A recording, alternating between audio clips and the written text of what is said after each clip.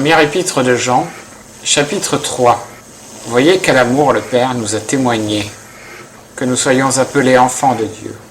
Le monde ne nous connaît point, parce qu'il ne l'a point connu. Bien-aimés, nous sommes à présent enfants de Dieu, et ce que nous serons n'a pas encore été manifesté. Mais nous savons que quand il sera manifesté, nous serons semblables à lui, parce que nous le verrons tel qu'il est. Et quiconque a cette espérance en lui, se purifie lui-même, comme lui est pur. Quiconque pêche, transgresse aussi la loi, car le péché est une transgression de la loi. Or, vous savez que Jésus-Christ a paru pour ôter nos péchés, et qu'il n'y a point de péché en lui. Quiconque demeure en lui, ne pêche point. Quiconque pêche, ne l'a point vu, et ne l'a point connu. Petits enfants, que personne ne vous séduise. Celui qui pratique la justice est juste comme lui-même est juste. Celui qui commet le péché est du diable, car le diable pêche dès le commencement. Or, le Fils de Dieu a paru pour détruire les œuvres du diable.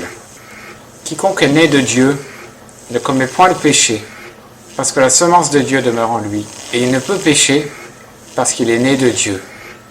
C'est en cela que se révèlent les enfants de Dieu et les enfants du diable. Quiconque ne pratique pas la justice et n'aime pas son frère n'est point de Dieu. Car le message que vous avez entendu dès le commencement, c'est que nous nous aimions les uns les autres. Ne faisons point comme Caïn, qui était du malin, et qui tua son frère. Et pourquoi le tua-t-il? Parce que ses œuvres étaient mauvaises, et que celles de son frère étaient justes. Frères, ne vous étonnez point si le monde vous hait. Quand nous aimons nos frères, nous connaissons que nous sommes passés de la mort à la vie. Celui qui n'aime pas son frère demeure dans la mort. Quiconque hait son frère est un meurtrier. Et vous savez qu'aucun meurtrier n'a la vie éternelle demeurant en lui. Nous avons connu la charité en ce qu'il a donné sa vie pour nous. Nous aussi, nous devons donner notre vie pour nos frères. Or, celui qui aurait des biens de ce monde et qui, voyant son frère dans le besoin, lui fermerait ses entrailles, comment l'amour de Dieu demeurerait-il en lui? Mes petits enfants, n'aimons pas de parole ni de la langue, mais en action et en vérité. Car c'est en cela que nous connaissons que nous sommes de la vérité, et que nous assurerons nos cœurs devant lui. Car si notre cœur nous condamne, Dieu est plus grand que notre cœur, et il connaît toutes choses. Bien-aimés, si notre cœur ne nous condamne point, nous avons de l'assurance devant Dieu.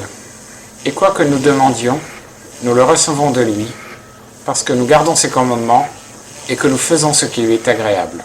Et c'est ici son commandement, que nous croyions au nom de son Fils Jésus-Christ, et que nous nous aimions les uns les autres, comme il nous l'a commandé. Celui qui garde ses commandements demeure en Dieu, et Dieu en lui. Et nous connaissons qu'il demeure en nous par l'Esprit qu'il nous a donné.